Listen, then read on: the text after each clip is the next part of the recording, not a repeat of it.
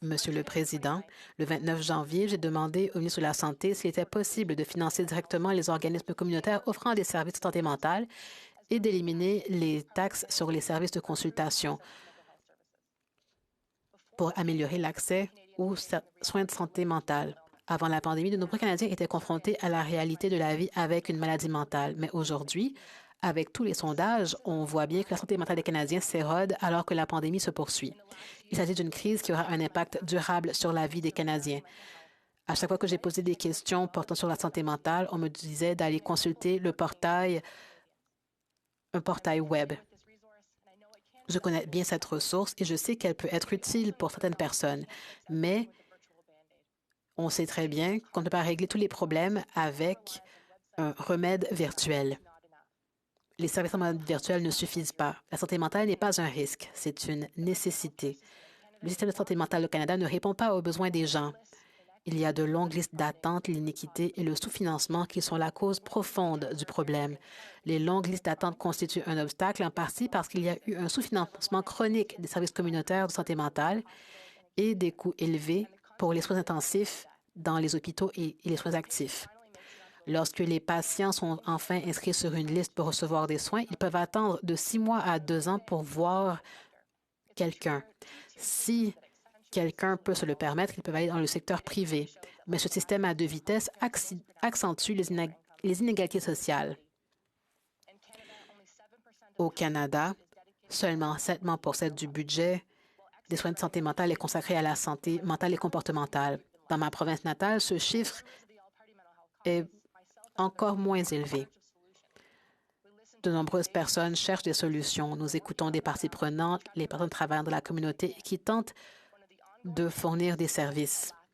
L'un des défis persistants est le manque de financement. Nous devons assurer un financement direct aux organisations dans les communautés de partout au pays qui ont les solutions et qui sont prêtes à les déployer.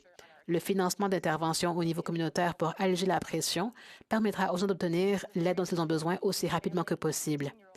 C'est ce que nous avons entendu de la famille de Lexi Dakin, qui n'a pas reçu d'aide après avoir attendu dans une salle d'urgence. J'aimerais aussi prendre un moment pour rendre hommage à Monique Paul. Elle était au Wolastoqey, elle était aimée et elle est encore aimée et manquée chaque jour.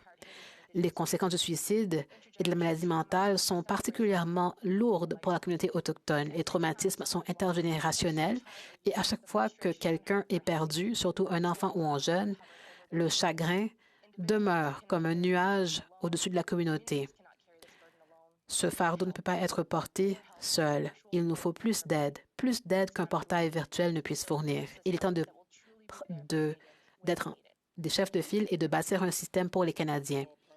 Honorable secrétaire parlementaire à la ministre de la Santé. Merci, Monsieur le Président, et je remercie mon honorable collègue pour son intervention. Je la remercie pour sa question et je la remercie pour ce qu'elle fait pour faire avancer les soins de santé mentale. Nous reconnaissons qu'il faut davantage d'aide en matière de santé mentale pour les Canadiens et je la remercie de nous avoir donné l'occasion de parler des programmes que nous avons créés. Elle a tout à fait raison. Avant la COVID-19, la santé mentale était une préoccupation importante. Un Canadien sur 3 souffrait d'un problème de santé mentale ou de consommation problématique. Le gouvernement reconnaît la gravité de ce problème et a adopté une approche globale de santé mentale. Lorsque la COVID-19 a frappé, notre gouvernement a pris des mesures pour répondre aux besoins des Canadiens en matière de santé mentale et alléger une partie du fardeau sur les provinces et les territoires. 500 millions de dollars additionnels ont été accordés aux provinces et aux territoires pour répondre aux besoins immédiats en matière de santé mentale et de toxicomanie dans le cadre de l'entente de 19 milliards de dollars sur la relance sécuritaire. Nous avons aussi accordé un financement de 7,5 millions de dollars à Jeunesse J'écoute pour offrir aux jeunes un soutien en matière de santé mentale. Nous avons lancé Ensemble pour le mieux-être Canada le 15 avril 2020. Ce portail offre une gamme de soutien gratuit en matière de santé mentale 24 heures sur 24 dans les 2 langues officielles et avec une interprétation disponible pendant les séances téléphoniques dans plus de 200 langues et dialectes. Les soutiens comprennent l'accès à des réseaux de soutien par les pairs et à des séances confidentielles par texto et par téléphone avec des professionnels de la santé, ainsi qu'une ligne de texto dédiée aux travailleurs de la santé. Depuis son lancement, plus de 200 000 personnes de toutes les provinces de partout au pays ont accédé à Ensemble pour le mieux-être Canada. Il y a eu plus de 3 millions de séances web. Notre soutien à l'initiative se poursuit dans le budget 2021 où on accorde 62 millions de dollars pour le projet Ensemble pour le mieux-être pour que les Canadiens aient accès aux outils et aux services qui leur permettront de favoriser leur santé mentale et leur bien-être. Pour que les Canadiens aient accès à des soins en temps opportun, le budget de 2020 prévoit également 45 millions de dollars sur 2 ans pour aider à élaborer des normes nationales de santé mentale en collaboration avec les provinces et territoires et les principaux intervenants. Comme mon collègue d'en face l'a mentionné, nous avons besoin d'une approche à multiples volets pour appuyer les Canadiens et pour soutenir leur santé mentale. J'aimerais également souligner qu'en reconnaissant l'intersection de la santé mentale avec le genre, la race et l'emploi du temps, nous avons accordé un financement sur 2 ans pour des programmes de santé mentale afin d'appuyer les personnes à haut risque qui ont été durement touchées par la pandémie. En conclusion, nous savons qu'il fallait des investissements avant la COVID.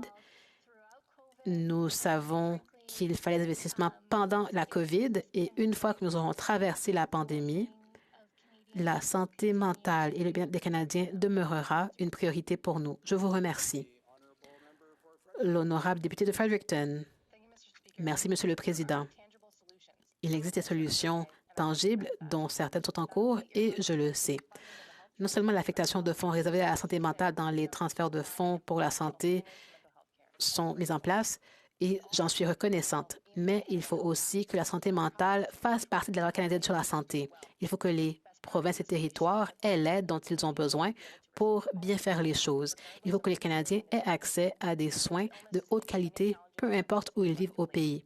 La santé mentale, des bons services peuvent être économisés et nous savons que chaque dollar investi dans la santé mentale permet d'économiser 2 dollars dans le système de santé. Au-delà de l'argent, on peut aussi voir des avantages dans la qualité de vie, la sécurité, le bien-être et le bien-être des gens. Nous aimerons aussi dire aux gens qui souffrent qu'ils ne sont pas seuls et nous allons lutter pour que tous aient accès à de bons services toute l'année. L'honorable secrétaire parlementaire de la ministre de la Santé. Merci, Monsieur le Président. Et encore une fois, je remercie ma collègue d'en face pour le travail qu'elle fait afin d'obtenir des services de santé mentale de haute qualité pour tous. Nous aussi, nous voulons que ces projets voient le jour. La députée d'en face a parlé du besoin d'avoir des normes nationales et nous travaillons en collaboration avec les provinces et les territoires ainsi qu'avec les parties prenantes et nous essayons de travailler avec la collègue d'en face pour avoir plus d'idées parce que nous savons que même après la pandémie, les appuis en santé mentale pour les Canadiens devront demeurer. Nous allons continuer à améliorer les services et à améliorer l'accès à ces services pour qu'aucun Canadien n'ait à souffrir seul et en silence.